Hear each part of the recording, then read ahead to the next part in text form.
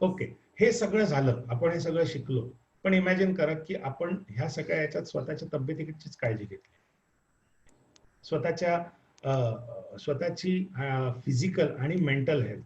Mental health is also very much important. पण physical health कडेही आपण दुर्लक्ष केलं.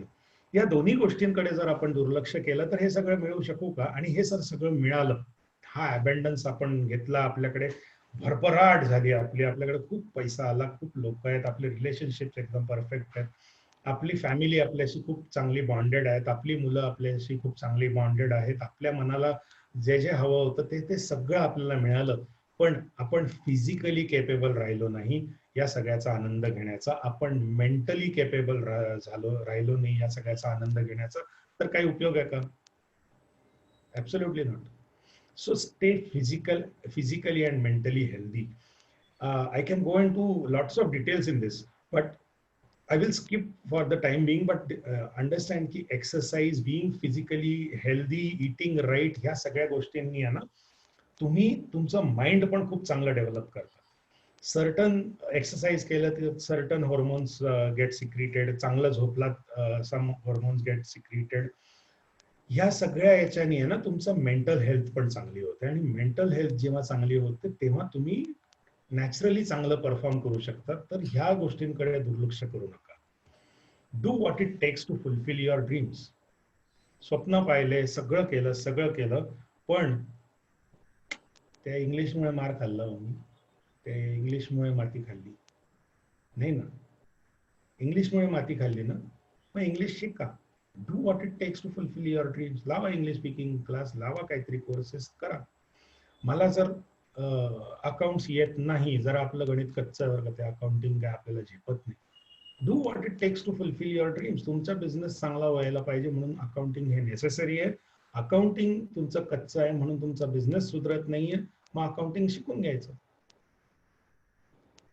जर तुमच्या कामाची गरज असेल, जर तुमची स्वप्न पूर्ण करण्याची गरज असेल की तुम्ही सकाळी 5 वाजता उठले पाहिजे, तर सकाळी 5 वाजता उठावं लागेल. मग त्याच्यासाठी रात्री लवकर झोपावं लागेल, आणि रात्री जर लवकर झोपण्यासाठी 4 गोष्टींचं सॅक्रिफाईस करावं लागेल, तर तो करावा लागेल. बी प्रेझेंट टू दिस, की स्वप्न मिळवण्यासाठी बऱ्याचशा गोष्टी आपल्याला नवीन कराव्या लागतील. ज्या गोष्टी जुन्या केल्या त्या जुन्या गोष्टींनी आपण इथपर्यंत आलो. Past brought us to present from doing those things.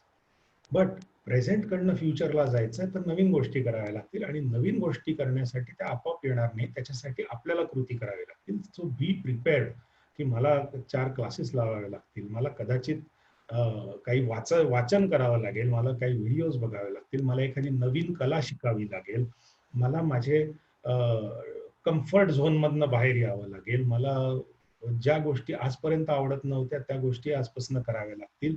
आणि आयडियली तुमचं स्वप्न बघा आणि त्याची एक लिस्ट बनवा की ते करण्यासाठी तुम्हाला काय काय करावं लागेल. तुमचं जे स्वप्न आहे ना ते करण्याचा जो मार्ग आहे, त्या मार्गात मला काय करावं लागेल, मला काय नवीन करावं लागेल किंवा काय चेंज करावं लागेल, याची एक यादी बनवा. And do that thing. Don't expect की मी स्वप्न बघितल्याने स्वप्न पूर्ण होतील. स्वप्न बघितल्याने स्वप्न पूर्ण होत नसतात. स्वप्न बघितल्याने दुसऱ्या दिवशी सकाळी आपण उठतो आणि ते स्वप्न विसरतो. Always look for opportunities. हे जे तुम्ही खूप श्रीमंत लोक किंवा खूप विद्वान लोक, खूप अकम्प्लिश्ड लोक, ज्यांना खूप अवॉर्ड्स मिळाले आहेत वगैरे असं बघाल ना, तर तुम्हाला एक त्यांचे जर तुम्ही चरित्र वाचाल तर तुम्हाला लक्षात येईल की त्यांनी आहे ना योग्य वेळेला योग्य संधी घेतली, आणि ती संधी त्यांनी अशा करता घेतली की त्यांना ती संधी दिसली, आणि ती अशा करता दिसली कारण ते बघत होते. Always look for opportunity. Successful people जे असतात ना ते कायम प्रत्येक गोष्टीत ऑपॉर्च्युनिटी बघत असतात, आणि तिथे ऑपॉर्च्युनिटी दिसली नाही तर ही शक्यता ते पडताळत असतात की तिथे मी ऑपॉर्च्युनिटी क्रिएट करू शकतो. तुम्हाला तुमचे स्वप्न पूर्ण करायचे असतील, तुम्हाला अबंडंट लाईफ जगायचं असेल, अमर्याद गोष्टी सगळ्या जर तुम्हाला एक्वायर करायच्या असतील, तर त्या मिळवण्याची जी संधी आहे त्याच्याकडे